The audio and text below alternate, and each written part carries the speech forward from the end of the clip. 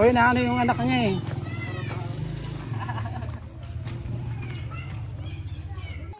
Nandito na kami sa sa Sitio Katipunan kung saan hinatid po namin yung mga kambing at magkakape po tayo. Ayan, maraming bata po dito. Ayan, parang mga foreigner. Ayan, nakarating na po siya. Oh, ito na yung kape. Naku po, may kape tayo. Oh. May tali ba yung maliit kaya? Hindi naman magana yan. Hindi naman tatakbo. Sige. Ito na po mga kababayan yung kambing. Nakarating din tayo dito sa Sitio Katipunan dito sa Barangay Bueno. Galing pa ito ng ng Paniki sa Patalan. Mula dito, mula doon, halos 70 km po ang tinakbo nito. Itong biyahe ng mga kambing na ito. Kuya, itali nyo dun sa may sa may puno muna doon, ha? Tapos tawagan ko na lang sila.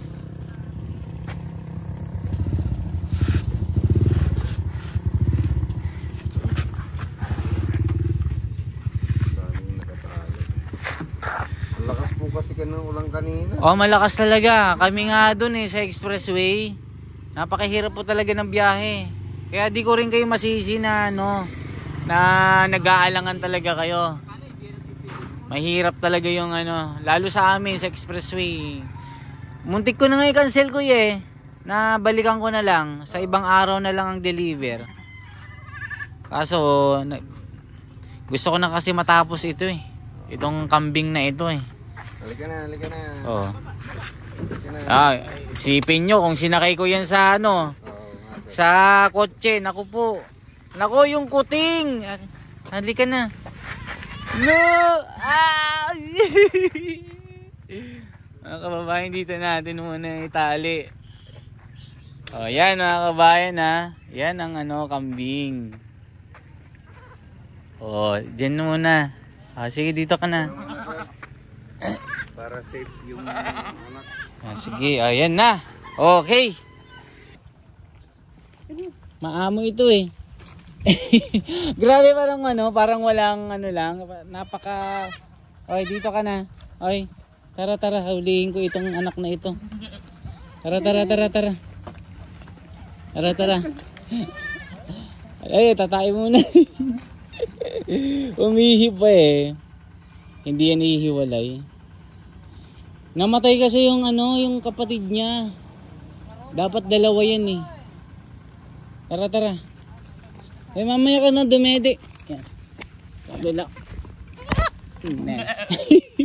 Tara na. Hawakan ko na siya. Hawakan ko na siya. Marunong sumakay? Marunong sumakay? Marunong. Ito sige na, sumakay ka na. O yan. Marunong. Hindi naman siguro malalaglag yan Ayan na siya. Ayan Woo! Sa wakas mga kababayan, nandito na ang mga kambing. Hawak kamay na ng pamilya ni Kuya itong kabuhayan showcase na ito.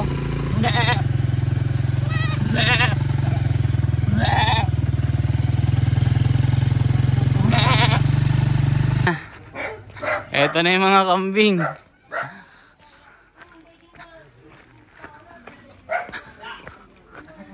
Ay, may jet lag pa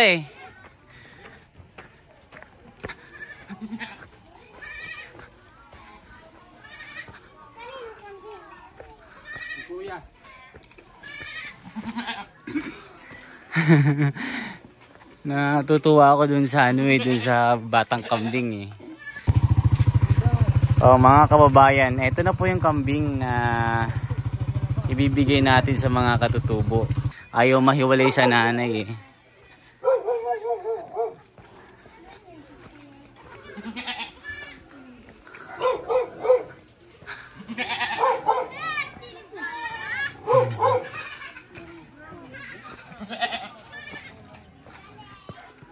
Hello po.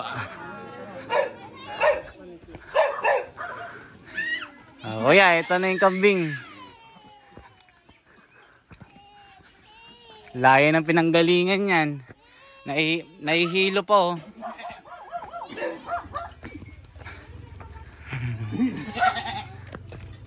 Natin. Ayan, ito po yung paligid. Ito yung mga bahay po nila dito.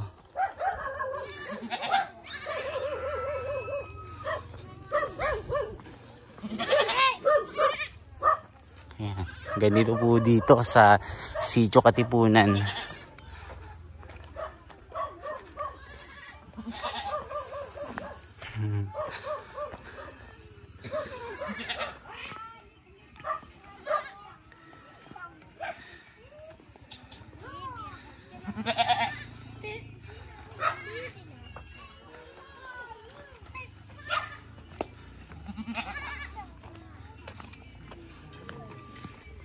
Nakakatuwa mga kababayan kasi natupad natin yung kambing na ibibigay sa kanila. Ito na po siya.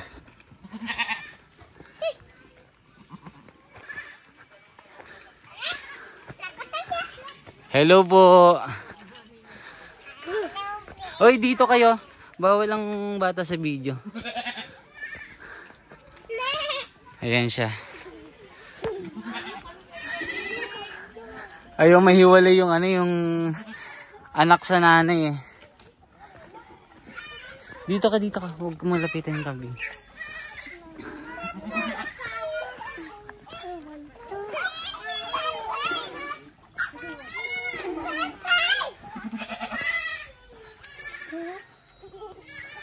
Ito na siya.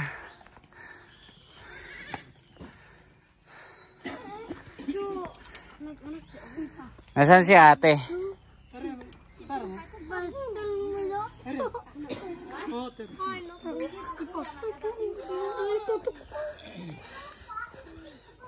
Labas ka muna.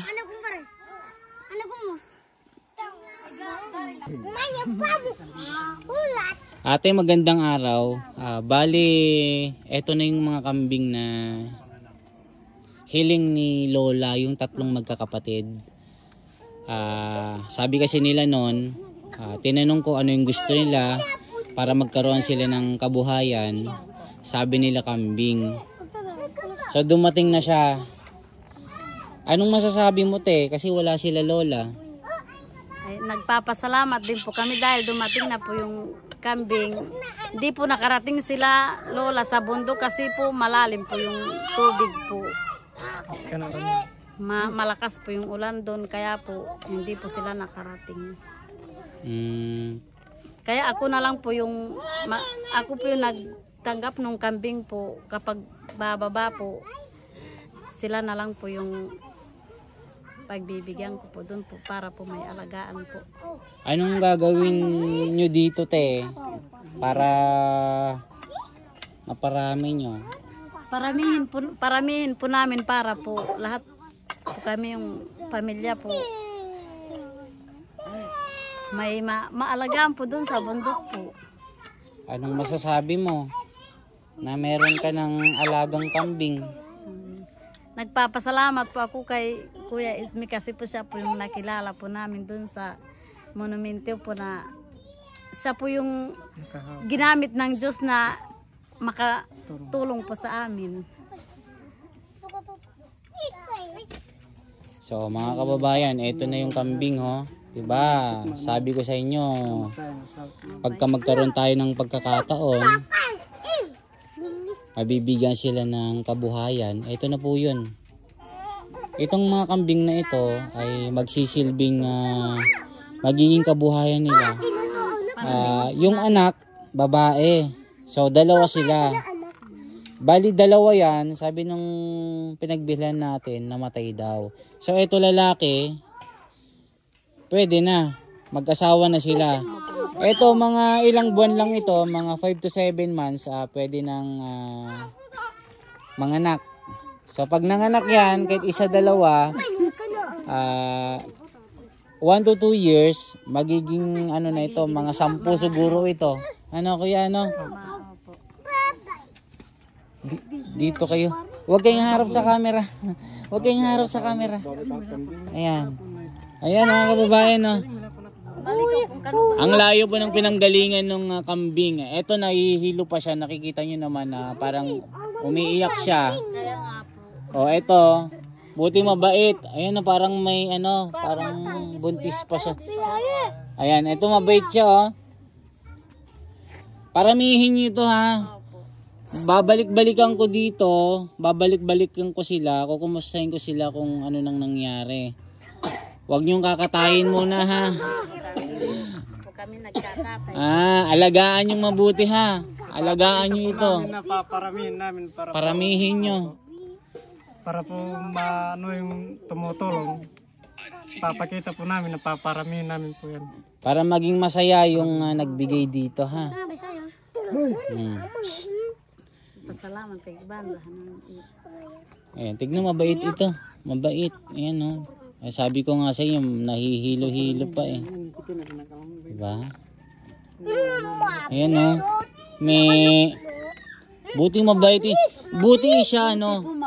Yung ibang nanay nanunuyog. Lumapit, Ayan, oh, mga kababayan, ha. O mga basher ko, nung masasabi nyo, oh, eto na.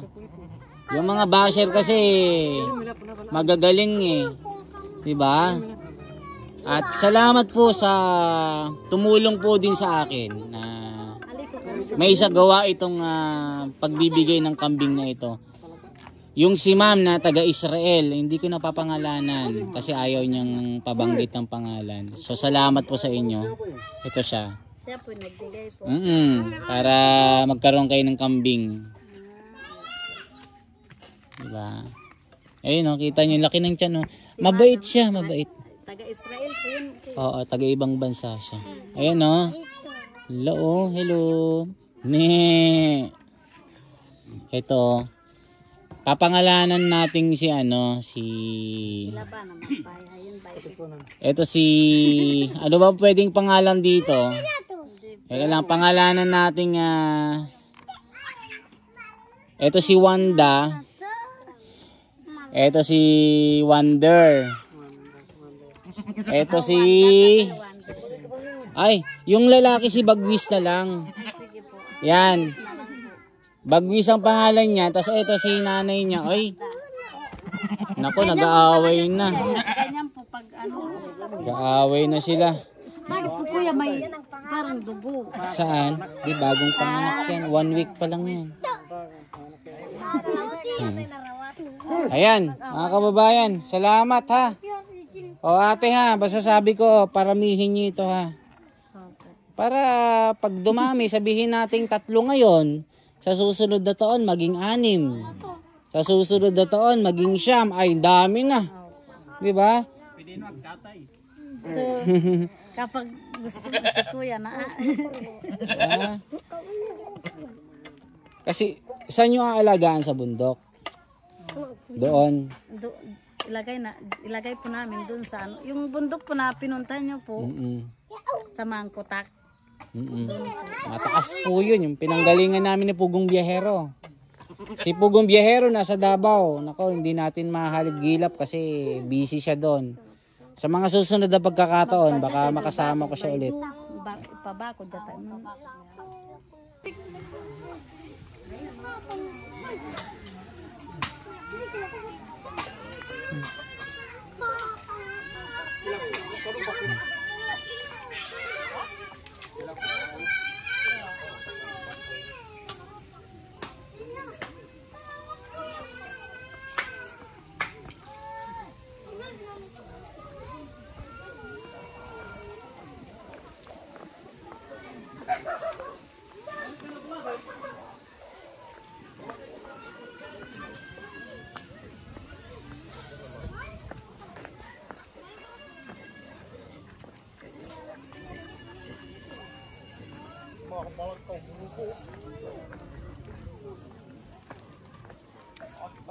At